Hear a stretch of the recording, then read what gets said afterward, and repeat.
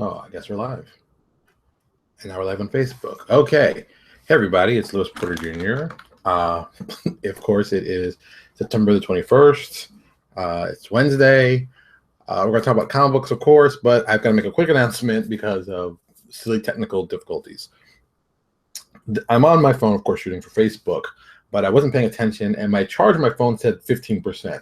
So I've got my phone hooked into my computer, of course, charging it while I'm shooting this video. I'm hoping that, I didn't check before I got started. Now I'm going to click the Wi-Fi to make sure this runs as fast as possible and get this stuff together. And this is becoming a mess, and this actually might cop out for a second. Oh, no. And I got this all going on. So if Facebook goes down, what I'm going to do, because I'm a good person, I'm going to put the show notes already into the Facebook link on top. So if you're coming late and you don't know what's going on, you can always check the notes. So I can tell you that I am trying my best to do all of this at the same time, because this is what happens when you're watching videos online and you get distracted and you're not paying attention. So always pay attention. It's very important. All right, let me get off here. Oh, all right. Of course, it's Wednesday, so we're trying to talk about comic books today. So this is kind of one of those weird kind of side things that happened because I was happening in the comic book store and I was like, oh, I really love comic books, and of course. And I went today and I looked at the rack of books, and I looked at a lot of rack of books, and I was like, oh, God, there's so many books. Nothing I want to read, nothing that got me excited. So I bought two things. This part's going to be quick, but it's going to lead into what we're going to talk about, of course, the topic. I bought the newest Cyborg, and the reason I bought it 100%, Paul Pelletier is doing the art, one of my favorite artists. He's doing the art, and I'm like, oh, I love his art. So let me read it. And I read some of it, and I was like, oh, really, this again? Okay, I'm going to just say this to some people who maybe know this, who work for DC. Please stop telling me the story about Vic Stone and Cyborg and being tortured about him being a cyborg. We stopped talking about that in the mid-90s. You kind of got over that whole thing, and just like, holy cow, man, you really go back to that one every time. And it's like, it's the equivalent of someone telling me, like, The Thing, talking about, oh, I want to be human again. Dude, it's they've gotten used to the condition. They understand what's going on. This is their life, and they've accepted it. Please stop doing books like that and this kind of does it for a little bit. And I'm like, ugh, God, really? And, even while looking at it, the first thing I'm thinking about is, why is he so clunky and robotic? I mean, yeah, that's the look he's had forever, but I'm like, how about evolve the character's look? Everybody changes their costume. Everybody gets a better look. His look has gotten even more and more robotic. Why hasn't it gotten more slick? Why isn't it more, better designed? There was a time that he was running around actually in like a gold color that they basically had him, less looking like Cyborg and more looking just cool stuff. They actually in the beginning of this series, the other series, not this one, not the Rebirth one, the last one they did. The suit was slimmed down a little bit more, and now it looks like just a bulky guy. I don't get that. I've never understood why they do that to him constantly. Good character, just never written well. That's not true. Marv Wolfman knew how to write him. Marv Wolfman knew how to write him. Definitely knew how to write him. And then I got Empress from Mark Millar. Once again, another one. I'm not buying for the writer, because I think Mark Millar is probably one of the most conceited, overhyped guys for comics. That's saying a lot. I mean, because God knows I'm all about hype, so his hype must be ridiculous. But really, Stuart Immonen, who I'm really a big fan of, I think his artwork's beautiful. He is the artist I would hire in a second to do anything comic related for me. So yeah, and I haven't even had a chance to even read it, so I'm kind of like, ugh, I was rushing around. So it happens sometimes. So, but looking at all the stuff today, all the books on the shelves, and like there's a Civil War release from Marvel. And I'm looking at the stuff, and I'm just like, oh my God, man, jeez, it upset me. It upset me to my core, because it was very much the same thing over and over and over again. It's like, okay, we're doing another rehash of a rehash, and I started thinking back to crossovers and what made crossovers great when I was reading them as a kid, and the stuff that I really loved the most.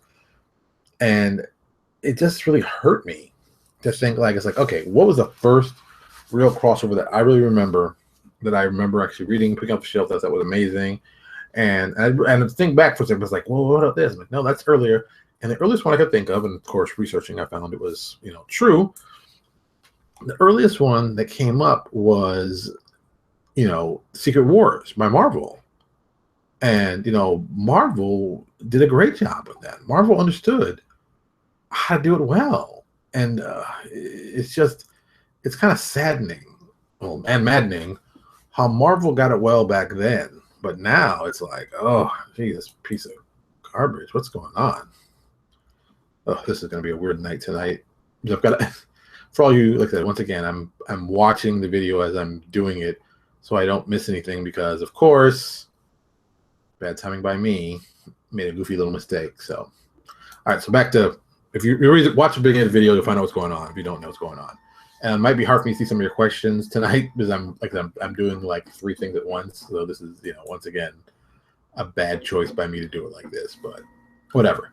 So Secret Wars is the first thing I really remember. Secret Wars, I'm looking at the cover. Mike Zeck drew the lovely cover that was like the infamous cover that everybody saw. I think Zeck did all the artwork in that too. Yeah.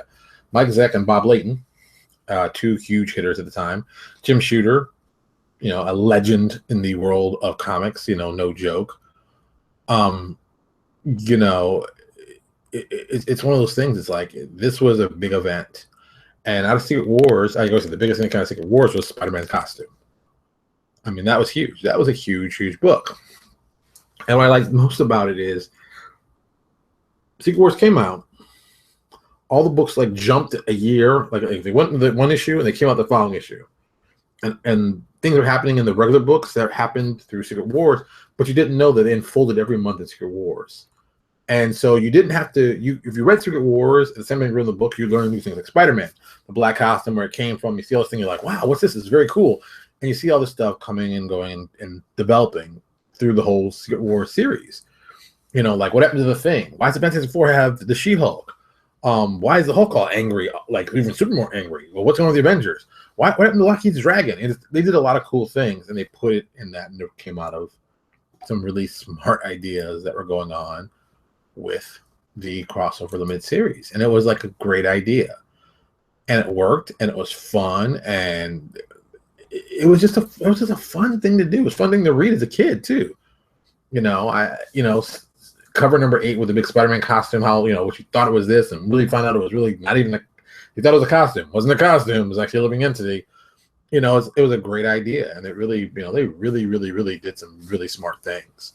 It had a purpose. The Secret Wars had a purpose.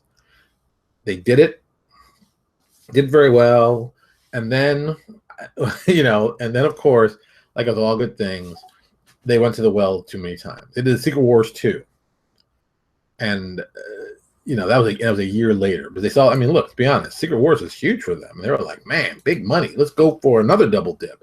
And I'm sure that was all about, oh, we're making a lot of money on this. Let's see if we can make some more money on this. And what happened is that people didn't understand that. Hey, Robert, what's going on? Hey, Jacob. Hey, David. Yeah, Robert, it's funny. It's like, when it comes to, writing, I like all different types of writers and artists. Warren Ellis, who I think is a great writer, I think also has some horrible execution of his writing. And I blame him for that too. But I digress from that. So Marvel came out with Secret Wars, and it was somewhat contained inside of Secret Wars. There's still stuff going on in books that pertain to it, but it wasn't affecting it directly. Secret Wars 2 didn't do that. Secret Wars 2 started crossing over to other books, and that was like a bad thing. On the DC side, who I think did the best job of, if you're going to do like that, do a crossover, they came up with a crossover that really is like second to none. It is, in every sense of the word, perfect. It's great. Dude, it's great. It's Crisis on Infinite Earths. There hasn't been a more talked about limited series ever created for comics.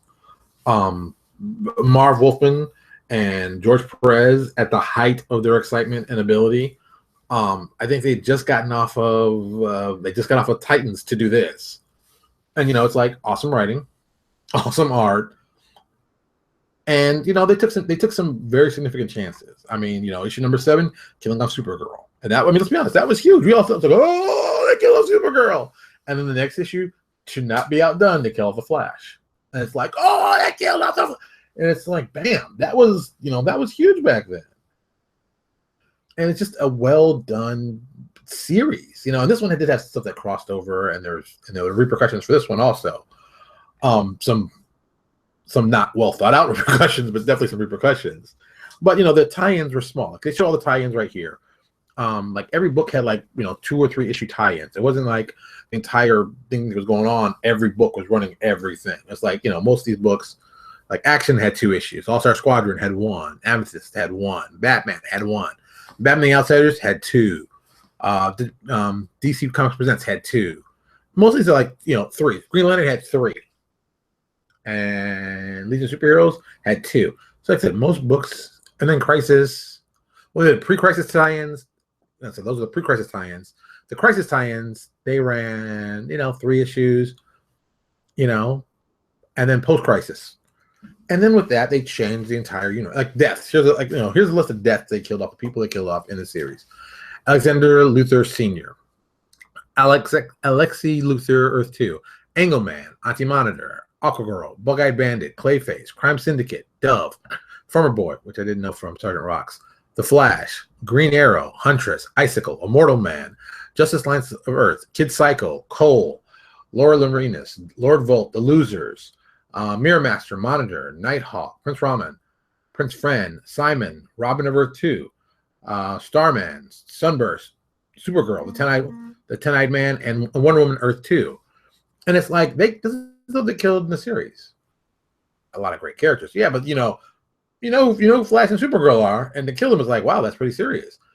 And they moved also some things ahead that turned out to bite them in the butt, being the Superboy thing, which I've always said that was the dumbest mistake they ever made. Why did they make that mistake with Superboy? I mean, Superboy, like writing him out of continuity and not realizing that was going to affect Legion of Superheroes. You know, another book that I was reading that I was a huge fan of, which I don't understand people could figure that out. But whatever, that should have been an easy one. But they also did it. I mean, they did it better.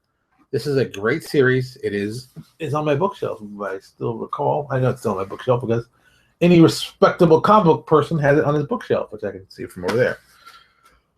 And I was going to get the bigger, there's a big, thick version that has everything I was going to buy, but I chose to buy Planetary and Teen Titans instead. Yes, it makes me a bad person, but whatever. So, you know, this was a great series, and this meant something, and it did something, and it was important. But this also started like the whole line of, we're going to do crossovers, we're going to have stuff, and we're going to have it affects the books, and the books we're getting in, so people will cross and maybe read stuff. And I get that. It's not a, you know, it's not a surprise to do it. It's how you try to get people to read more books. I get the fundamental idea. The problem that becomes is that everything becomes event based, and like, you know, Marvel has become even, I think DC just as bad, but Marvel, I just go to Marvel because it just sticks in my head so quickly. Great example, Civil War, the last Civil War, not the Civil War 2 garbage they're doing, the original Civil War. Great idea, great concept. It crossed over so many books that you had to read to follow the story. I just got to a point of like, dude, you can't have people trying to read that many books. I mean, yeah, you can, but like, I mean, okay, here's a good example. Civil War had Road to Civil War, the Civil War books, and here's the list of the Civil War books. I'm just going with the ones that just labeled Civil War. Civil War 1 through 7. Civil War Battle Damage Report. Civil War Changing Sides. Civil War Chronicles 1 through 12. Civil War Frontline 1 through 11. Civil War Opening Shots Sketchbook. Civil War The Confession. Civil War The Initiative. Civil War The Return. Civil War War Crimes. Civil War Poster Book. Civil War Young Avengers and Runaways. Civil War X-Men. Civil War Files. That's just a book named Civil War. Now with that same thing, here's the comics that are going at the same time. Amazing Spider-Man, Black Panther, Cable Deadpool, Captain America, Daily Bugle Special Edition Civil War, Fallen Sun, Death of Captain America, Fantastic Four, Friendly Neighborhood Spider-Man, Heroes for Hire, Iron Man, Captain America, Casualties of War, Marvel Spotlight, Captain America Remembered, Marvel Spotlight, Civil War Aftermath, Ms. Marvel, New Avengers, Punisher War Journal, Sensational Spider-Man, She-Hulk, Thunderbolts, Wolverine, X-Factor.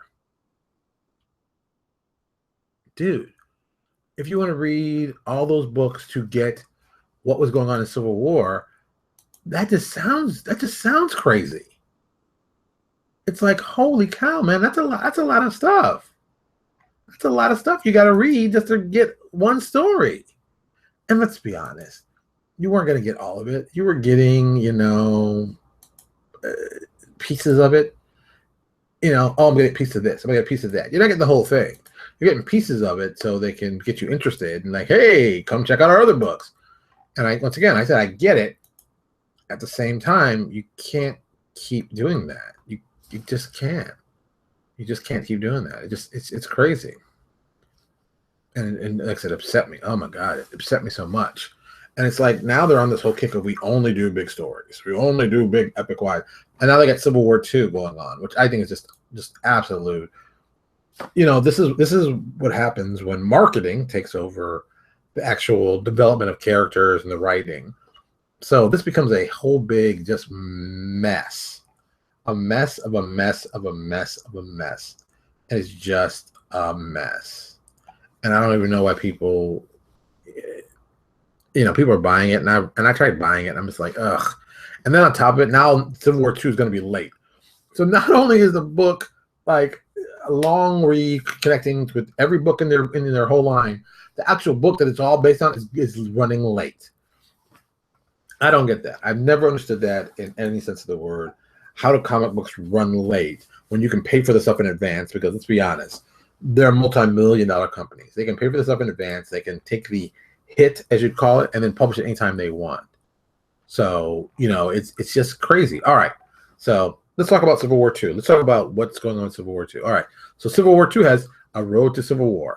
And the books involved in that were All New Wolverine, Invincible Iron Man, Ms. Marvel, Ultimates. And the main series, of course, Civil War. And here are all the tie-ins. Wait for this.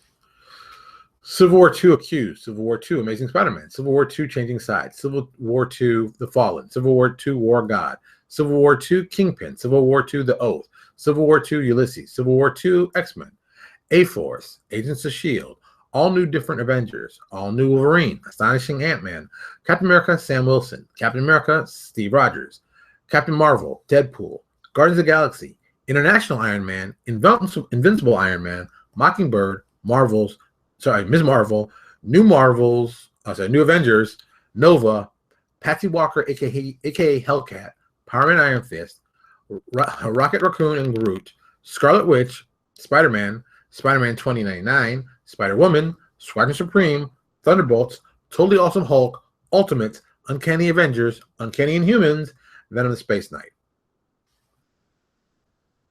Did you hear that list of books? And I didn't count like how many numbers of like books we're talking in there. But did you hear that number of books? Did you hear the amount of books they want you to read on the possibility that you could actually understand what's going on with the story? Hey, Alice, what's going on? I just tell you, it's crazy how much content they're putting out. I mean, come on, guys. And let's just get to the real part of it, okay? Let's get to the real part. All those books I named, and we're talking, those are just titles. Civil War, I think is like $4.99 a pop. Let's look at the price. Civil War II. Let's see what the price is. I think $4.99 a pop. Come on, dude, man. $4.99 a pop for a series 2. Number 2. Number 5. Let's see if they put the price on here. If I can find a price. Because I was like, dude, the price is ridiculous. And you want me to buy a lot of these? I mean, come on, dude. How much is this? $4.99. So for $5, I get to read a book that's going to be late. The story is crossing over other books that you can figure they're costing $4. So it becomes this big money grab. And, it takes away from, I'm going to tell good stories too. I need to make money. I need to make a lot of money. And I want you all to jump on this and read this and stay on this and it's like, you know what? I'll never read it. And that makes it even worse. And this is the part that upsets me the most. So I'm reading on Wikipedia about Civil War II, and they're giving these things like critical acclaim. They're writing critical acclaim for stuff, and it's like, how are you writing critical acclaim for a book that really is not that critically acclaimed? The art was nice, the story not so much, and you can see like it's like it's pretty cool. They have professional reviews. They give you CBR, comic book resources, and IGN and Newsarama are giving like ratings what they think the book is doing. They give the first book like an 8 out of 10. This is Newsarama. 8 out of 10. Then they go the number. Oh, sorry, it's number 0. Number 1, 7 out of 10. Number 2, 3 out of 10. Number 3, 6 out of 10. Number 4, 3 out of 10. Number 5, 8 out of 10. Now number 5 just got on the shelves today. I skimmed to it. I saw it happen. I'm not going to ruin it for people who haven't read it yet who might want to read it. But I'm like, really?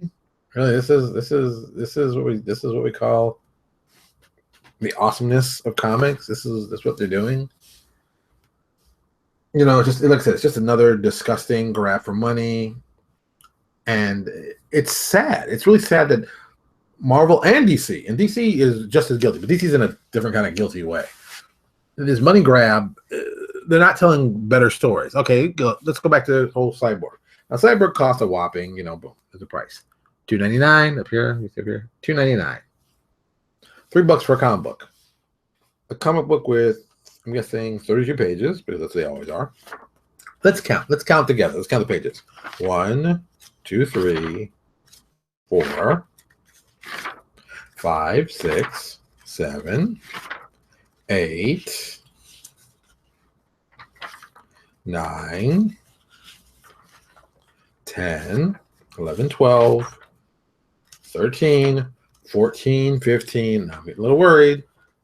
16, 17, 18, 19. 19 pages of story. I said 19 pages of story. Let's count how many ads we have. We're not going to count the covers, but let's count the interior. How many ads you see? Because this is where it's going to be bad. I'm going to probably be crying by the time this is done. 1, 2, 3, 4, 5, 6, 7, 8, 9, 10.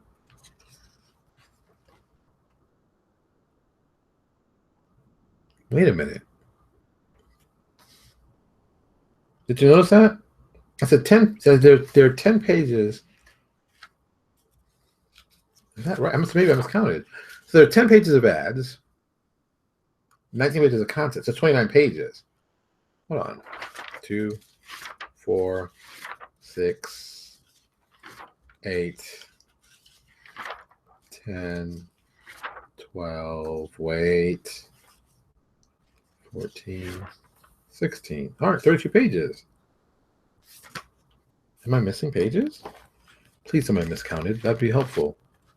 Well, 16. Yeah, 16. Oh, please tell me I miscounted.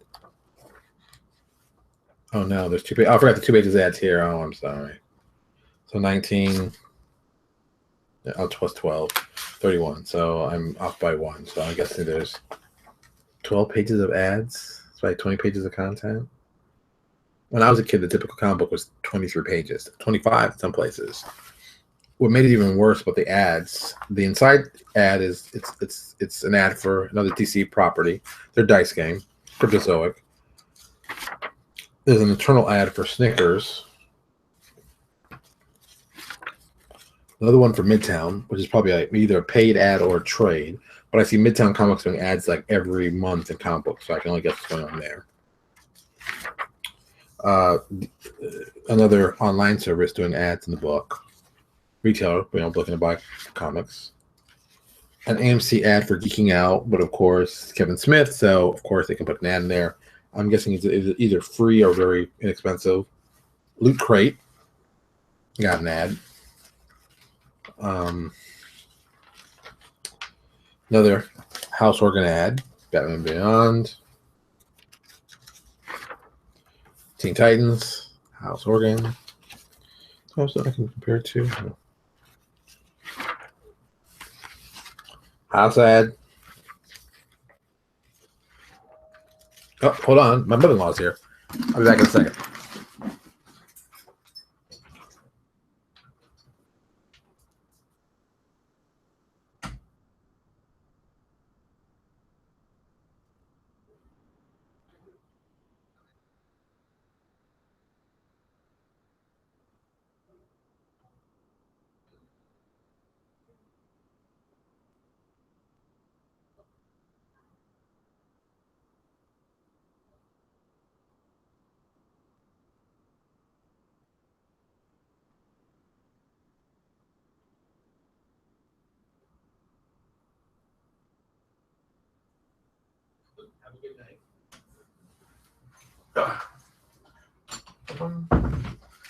Had to get my mother-in-law. Sorry about that. So yeah, I mean, a lot of house ads. Where did we get? Yeah, we were down to Shade the Changeman, another house ad. Cave Carlson, another ad. All right, DC. I guess this is technically a house ad because it's their toys, and of course, you know, talking about TV shows, house ad. On the back, more of their products. So this whole thing has just been a whole big book of their. Oh, sorry, the one ad that wasn't shaving. What does that mean? I don't know, man. I'm paying $3 for 20 pages worth of story. I know what that means in my head. So, I mean, I don't think comic books are going to last in the format they are. I think these guys need to start thinking about, you know, long-term plans to change this industry from like the, you know, ground up. You know, it's not good. It's not good. It's not good. You know, and that's it. That was a minor league book. I mean, that's, you know, that's Cyborg from DC. That's a minor league book. And I was looking at sales. They were talking about sales recently. They said, like, you know, I think DC's update gave them like sales. Finally, books are getting like 100, like 6 books had 100,000 sales and more. But what's more disturbing, down the list, there's like you know, number 400 on the list. There are guys who were only selling like, you know, 2,000 copies to get that level. At like the bottom three, the top 300, you know, top 300 books are like the best sellers. But like number 300, it was somebody selling 5,000 copies. And I just thought to myself, and it's like, and this is like I think it was maybe a minor league guy, but it was like still a lot of the major league guys are still at the bottom there. That I'm just like, oh my God, you know, because when I look, I've loved comic books for a long time. I've read them. I remember when, you know, Captain America sold 250,000 copies per month. Now, back when I was reading them, they were also like 50, 60 cents, 75 cents. So the price had some effect on them. But, you know, I've said it, and I've said it many times before, they need to stop with the format of the monthly floppies and doing the nice paper for these. And they should go back to color newsprint and, you know, and that. Oh, let me show you. This is something DC did. I found these. That's another thing. One advantage of being a comic book collector, you always find interesting things you want to keep and collect that you find are useful in marketing later. This was something that DC did a long time ago. How long ago was this? 2009. So it's like 7 years ago. This Wednesday comic. It was an idea that if they were a little bit smarter, this would have been a big seller for them. But they made a couple like really goofy mistakes. Goofy mistake number one. It's a great book, and really what it is, it's actually folded out. Boom! It's a folded out comic.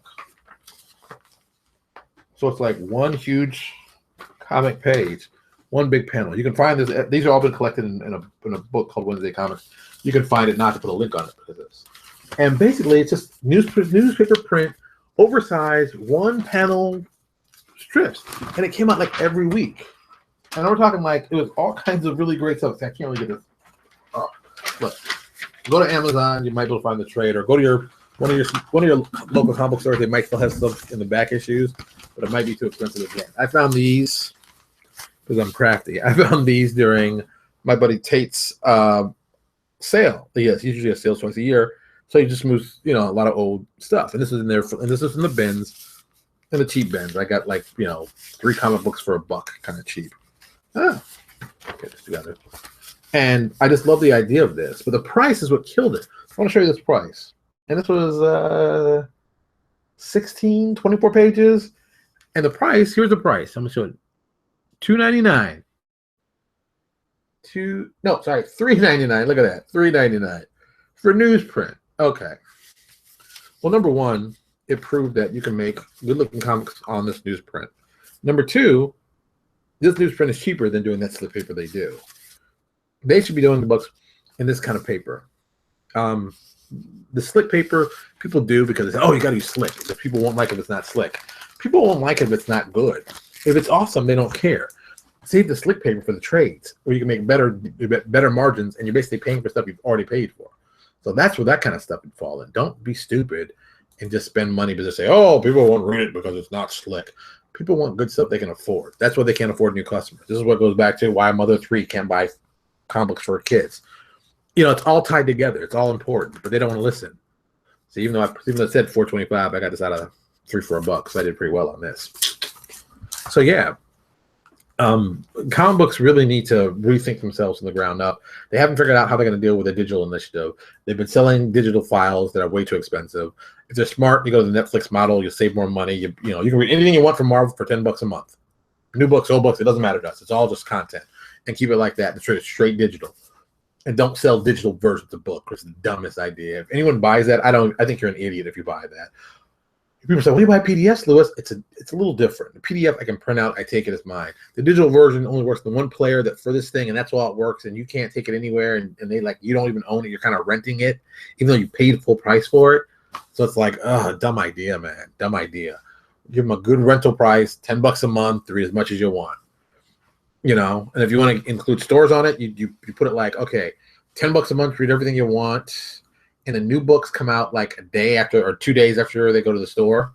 So you get that little delay for stores if people want to go to stores, but that's only if you want to include retail. But if you don't, boom, cut retail out totally. Say, hey, come subscribe to us, $10 a month. We get new content every month. And then the best part is when you do the actual printing, that's those kind of like pure profit. You're only gonna pay for the printing cost, whatever it might be, but like you paid for that money up front, but you didn't have to print it.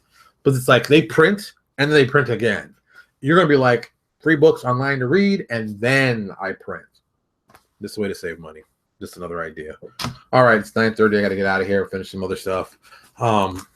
Oh, by the way, before I forget, I talked about this, and I know everybody was sure excited about this topic today, me ranting about comic books again. The interview with Eric Mona is going to be this Friday at 8 o'clock on YouTube only, on our YouTube channel only. It will not be on Facebook. You need to go to our YouTube channel, see why subscribing is important. You go to our YouTube channel, be there, readily available, get online, watch it, enjoy it. It's going to be a lot of fun. We're going to talk about a lot of interesting stuff. We're going to talk comics. We're going to talk some fantasy stuff, some business stuff. You might hear some interesting opinions.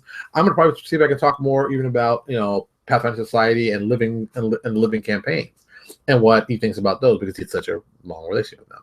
So there you go. So everybody, thank you. Sorry about the whole phone incident at the beginning. Like I said, I hope this isn't too choppy of a video when you finally see it, but it is what it is. Can't do anything about it now. Also, for people who are wondering for New Exodus, I just sent out the final files to the editor to look over the finished version. And once he approves them all and says they're great, we're going to be sending out, let me rephrase that. Once he comes back and says they're great, I'm going to check with all the donors, make sure their names are spelled correctly. I've got to write my dedication. And once that's done, we're going to put everything together and shoot it off into the interwebs. Most likely going to RPG Now first, getting all the guys who are donors, giving them a very special link that they get to use. They can download it and they can get it.